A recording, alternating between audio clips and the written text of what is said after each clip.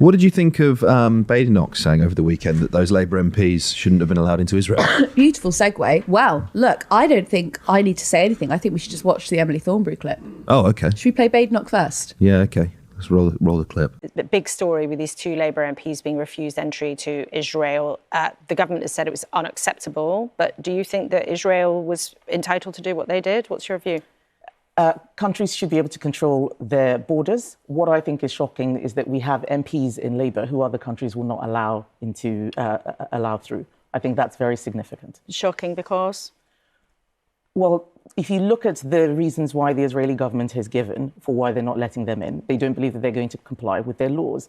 MPs do not have diplomatic immunity. I believe that the people who represent us in Parliament should be people who should be able to go anywhere in the world and people not be worried about what they're going to do when they go into those countries. Are you suggesting the Israelis were right to worry that these two Labour politicians would break the law if they got into the country? Well, that's the reason they gave. And what I believe is that every country should be able to control its borders.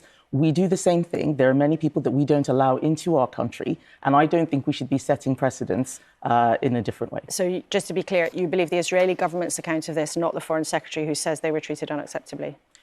The Foreign Secretary has given his view. I've given my view. Jeremy Vine had a bit of interesting commentary about this. Jeremy Vine was on the Laura Kuenssberg show. I'm not surprised by that at all. Jeremy Vine only does interesting commentary. Yeah, well, that is all he does. Concur, brother.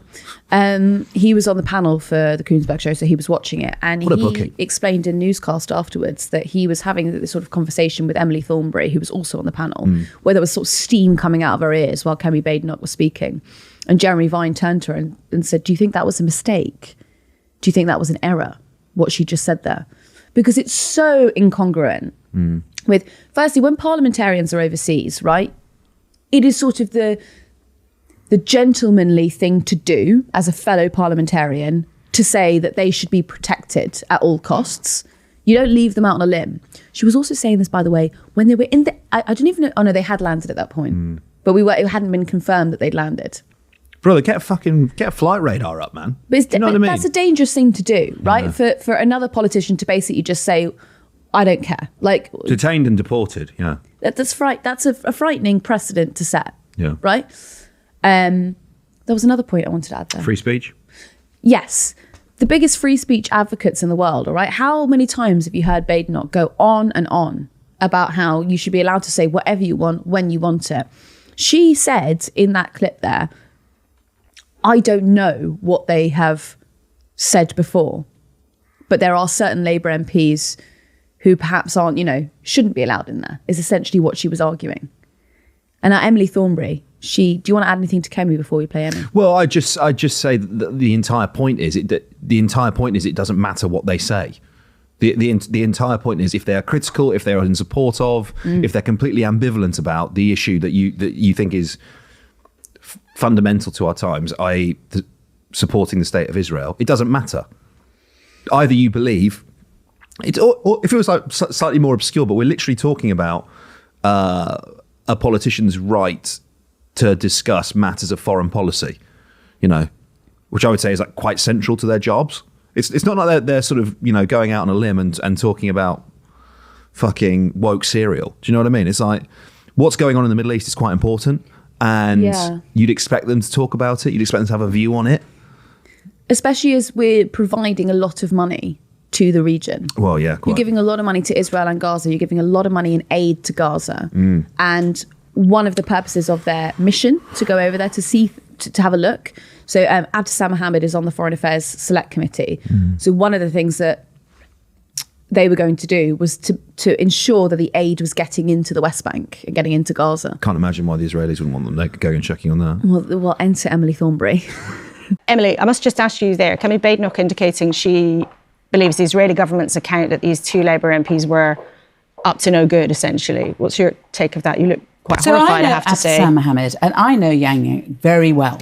I know Abtisam particularly because she's a member of the Foreign Affairs Select Committee. And these are two young women who are potential leaders. I mean, people listen to what they say. They are highly respected parliamentarians, and Israel is badly advised to try to alienate them, to humiliate them, and to treat them in this way. Because people listen to what these two young women say, and they will do for decades to come. And in my view, Israel really needs to start making friends as opposed to alienating people in this way. I think that it's an insult to Britain, and I think it's an insult to Parliament. I am outraged, and I cannot believe that the leader of the opposition would simply take on the face of it what it is that the Israelis say, because we know that there are times when the Israelis say what the Israelis say first time isn't what they say when they've had a chance to think about it. All we have to think about at the moment is the way in which those people arriving at the scene in ambulances were shot, and the first description and explanation that the Israelis gave, and now they're going back on it. I think that they will rue the day that they did this to British parliamentarians.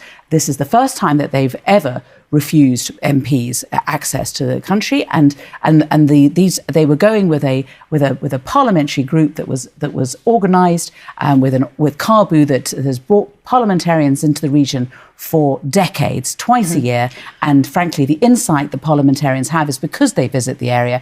If Israel has something to hide, then that would be a terrible thing. But frankly, they should be open to parliamentarians going to see what is actually happening on the ground. Okay. I thought that was quite extraordinary from her, actually. She's punchy, isn't she, Thornberry? There's a very specific line in there. I don't want to get it wrong of what she said. You might have the document up in front of you. I could probably pull it up in 30 seconds if you so wish. I've got it all for you. Go on. If Israel has something to hide, that would be a terrible thing. And then she says, let's look at the way in which those people arriving at the scene in ambulances were shot, and the first description and explanation from Israel, and now they're going back on it. We know that there are times when what Israel has to say the first time isn't what they say when they've had a chance to think about it. She was essentially accusing Badenoch, or she was chastising Badenoch for believing Israel in the first instance. And she was likening that to the attack on the ambulance workers? Yeah. She essentially said Israel don't tell the truth to begin with all the time. Yeah, until video comes out that proves otherwise, and then they have to backtrack. Yes. Yeah. I thought it was a very strong line. I kind of, with that one though, with the ambulances, I was just sort of like, I don't care if the ambulance lights are on or not. Like, you don't shoot up an ambulance, man. What is that? Sounds like they may yeah, a bombing is about to take place. I saw some comments, a lot of comment actually over the weekend about how Yuan and Abtisam Mohamed hadn't ever tweeted against Hamas. This is just such... it's so playground. Why haven't you tweeted about X? Playground. Why haven't you tweeted about Y? Shut the fuck up. I don't care. Albie, actually, who's going to be on the podcast later this week. He's a Conservative commentator. He runs the LGBTQ cons. Conservatives, that is. Conservative, sorry. Not con people who are gay. Conservatives. Yeah. He tweeted... Although they deserve representation as well, I guess. That he didn't agree with Badenoch. They've got it with the LGB Alliance. Anyway, he tweeted that he didn't agree with Badenoch. He was like, absolutely not. This should be a blanket issue. All parliamentarians should be free to go and, be shown countries. Particularly like an ally. Particularly an ally. He actually stressed that point. Anyway, someone replied, I can't remember what it was, but he was like, you never said anything when this person wasn't allowed into this country. And Albie was like, because it was 2009 and I was in school. People need to touch grass to be like, you never said anything about this. And I checked your entire Twitter feed and I've not found this. Oh.